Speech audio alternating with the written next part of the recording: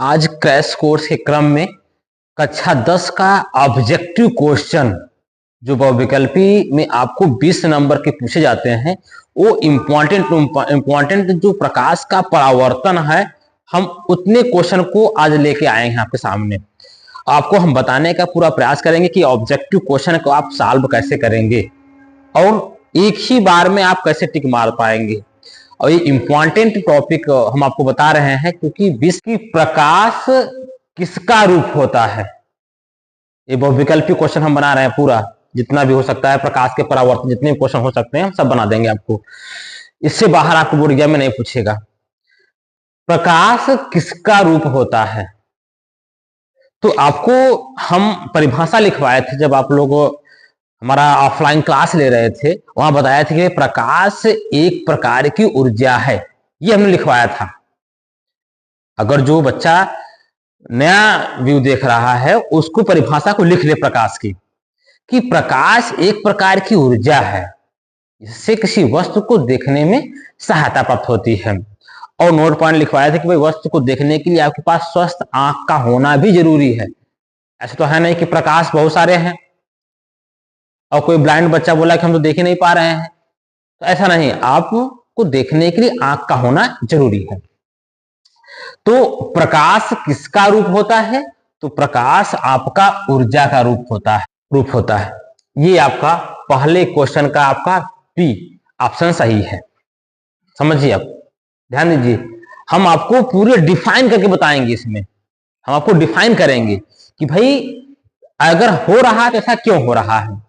तो प्रकाश की परिभाषा को बताए थे कि प्रकाश एक प्रकार की ऊर्जा है जिससे किसी वस्तु को देखने में सहायता प्राप्त होती है।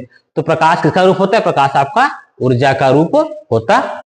दूसरा क्वेश्चन आपको हम चर्चा करेंगे कि प्रकाश गमन कैसे करता है, मतलब प्रकाश कैसे चलता है। तो आपको हम प्रूफ करवाएंगे कक्षा 12 में ये कि प्रकाश का जो प्रोपेगेशन है, जो प्रकाश जो चलता है वह कैसे चलता है, प्रूफ करवाएंगे। प्रकाश एक सरल रेखा में चलता है। आपका ऑप्शन आपका है कि वक्र रेखा में, सीधी रेखा में, गोली रेखा में, इनमें से कोई नहीं। आपको 4 विकल्प आपको मिले जाएंगे।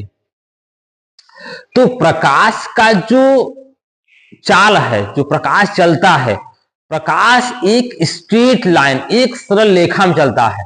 प्रकाश कभी भी आपके कर्व नहीं चल सकता, आपका गोली नहीं चल सकता, इस प्रकार नहीं चलेगा। प्रकाश जब भी चलेगा एक सरल रेखा में चलेगा, स्ट्रेट लाइन चलेगा। आगे हम प्रूफ कराएंगे, ये आपका कक्षा 12 में है कि ऐसा क्यों होता है, हम प्रूफ कराएंगे आपको। प्रकाश की चाल सबसे अधिक किस माध्यम में होती है, तीसरा, ये आपका दूसरा का आपका सीधी रेखा में, ये आपका विकल्प सही होगा।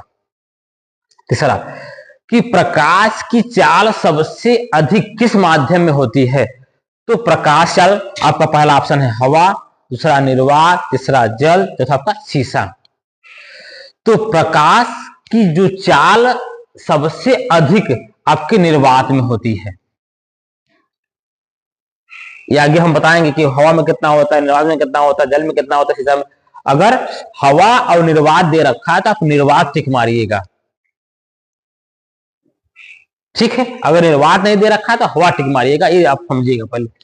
तो ये हम आपको लगातार हम आपको समझा रहे हैं और बता रहे हैं कि ऑब्जेक्टिव क्वेश्चन जो इस बोर्ड एग्जाम में आएंगे किस प्रकार आपको मिलेंगे।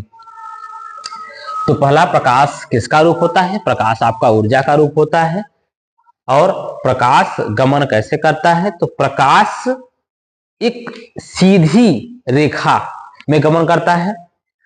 प्रकाश की चाल सबसे अधिक किस माध्यम में होती है, तो प्रकाश चाल सबसे अधिक माध्यम आपका कौन होगा, आपका निर्वात होगा।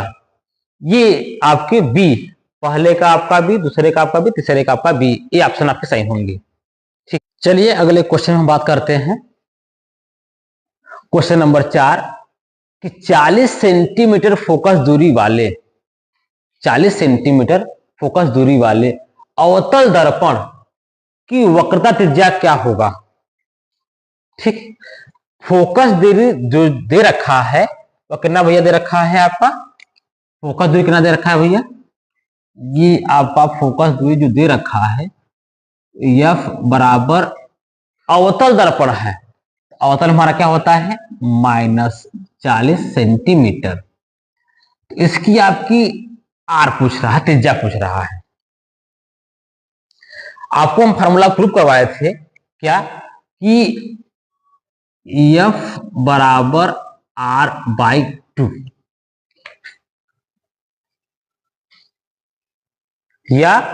या आपका 2 यहां पहुंच जाएगा तो R बराबर हमारा क्या जाएगा 2F हो जाएगा। ठीक है, अब फोकस दूरी कितना दे रखा है अवतल दर्पण, ध्यान दीजिएगा अवतल दर्पण में U आपका नेगेटिव होता है, ऋणात्मक होता है, F भी ऋणात्मक होता है, R भी ऋणात्मक होता है आपका। तो आपका F कितना है आपका -40 सेंटीमीटर, तो 2 गुणित -40 अच्छा 2 8 बराबर -80 सेंटीमीटर। सवाल वैसे करेंगे आप लोग कि भाई फोकस दूरी वक्रता त्रिज्या में संबंध क्या है, उस पर सवाल दे दे, उस पर न्यूमेरिकल दे दे, तो कैसे हल करेंगे आप लोग। तो कह रहा है भाई क्वेश्चन क्या है कि 40 सेंटीमीटर फोकस दूरी वाले अवतल दर्पण है, अवतल दर्पण की वक्रता त्रिज्या होगा। आपका विकल्प क्या है -80 सेंटीमीटर, 80 सेंटीमीटर, 40 सेंटीमीटर, -40 सेंटीमीटर। तो क्या आपका निकल कर आपका -80 सेंटीमीटर। ये आपके विकल्प आपके होंगे, ये आपके विकल्प होंगे।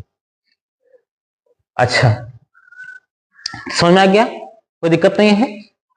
जब प्रकाश की किरणें, अगला क्वेश्चन 5वां नंबर, जब प्रकाश की किरणें किसी दर्पण से टकराकर पुनः उसी माध्यम में चली जाती हैं तो उसे क्या कहते हैं। आपको बताए थे कि प्रकाश का परावर्तन की परिभाषा, यदि कोई प्रकाश किरण जिस माध्यम से जा रहा है, किसी वस्तु, दर्पण, मिरर, आईना से टकराने के बाद उसी माध्यम में बाउंस बैक हो जाए, वापस लौट जाए, इस फिनोमिना क्या बोलते हैं प्रकाश का परावर्तन। इसमें देखिए कि भाई जब प्रकाश की किरणें किसी दर्पण से टकराकर पुनः उसी माध्यम में चली जाती हैं उसे क्या कहते हैं प्रकाश का परावर्तन। आपका बी ऑप्शन सही है। तो अगर आपको परिभाषा याद है तो आप ऑब्जेक्टिव क्वेश्चन बहुत ही आराम से कर ले जाएंगे। चलिए अगले क्वेश्चन चलते हैं। चलिए अगले क्वेश्चन पर हम आगे बढ़ते हैं और आपका क्वेश्चन नंबर 6 कि प्रकाश की चाल कितनी होती है। क्वेश्चन नंबर 6 आपका है कि प्रकाश की चाल कितनी होती है। ऑप्शन क्या क्या है, विकल्प आप समझिए आराम से, विकल्प क्या क्या है। 3 × 10⁻7 किलोग्राम मीटर पर सेकेंड, बी 3 × 10⁻7 सेंटीमीटर पर सेकेंड, सी 3 × 10⁸ मीटर पर सेकेंड और डी 3 × 10⁸ सेंटीमीटर पर सेकेंड। समझिए आराम से प्रकाश की चाल कितनी होती है। तो प्रकाश की चाल आप लोग ध्यान जाए कि भाई दोनों वैल्यू सेम है, लेकिन आप मात्रक आप देख लो, ये सेंटीमीटर पर सेकेंड है, मीटर पर सेकेंड है। जल्दीबाजी आप टिक मत मारिएगा, आराम से। तो प्रकाश की चाल जो होती है वह 3 × 10⁸ मीटर पर सेकेंड होती है। ऑप्शन आपका सी सही है। मिला लीजिएगा, सब मिला लीजिएगा। ये दोनों आपको इक्वल लग रहे हैं, ये मान, लेकिन यहां मात्रक सेंटीमीटर पर सेकेंड है, मीटर पर सेकेंड है। देख रहे हो ना। अच्छा अगला, प्रकाश की चाल सबसे पहले किसने ज्ञात किया था। इंपॉर्टेंट क्वेश्चन है ये कि प्रकाश की चाल सबसे पहले किसने ज्ञात किया था। तो ऑप्शन क्या आपको मिलेंगे, न्यूटन है, गैलीलियो है, रोमर है और स्नेल है। आप टिक मारिए, बताते हैं आपको, कमेंट करिए, आप टिक मारिए आप लोग कि प्रकाश की चाल सबसे पहले किसने ज्ञात किया था। कौन ज्ञात किया था प्रकाश की चाल सबसे पहले। तो ऑप्शन आपका कौन सही है, रोमर। ये ऑप्शन नंबर सी ये सही है। रोमन ने सबसे पहले बताया था कि प्रकाश की चाल। अच्छा, प्रकाश किस प्रकार की तरंग होती है, ध्यान देना। प्रकाश किस प्रकार की तरंग होती है? ऑप्शन आपको क्या मिलेंगे? अनुप्रस्थ है, अनुदैर्ध्य है, दोनों इनमें से कोई नहीं। तो प्रकाश अनुप्रस्थ तरंगे होती हैं। ऑप्शन आपका ए सही है। प्रकाश अनुप्रस्थ तरंगे होती हैं। अगला, प्रकाश के परावर्तन कितने नियम हैं? प्रकाश के परावर्तन के कितने नियम हैं? आपके 2 हैं, आपके 3 हैं, आपके 4 हैं, आपके 5 हैं। तो प्रकाश के परावर्तन के 2 नियम होते हैं। पहला आपको बताया था कि आपतित किरण, परावर्तित किरण और विलंब तीनों एक ही तल में होते हैं और आपतन कोण परावर्तन कोण के बराबर होता है।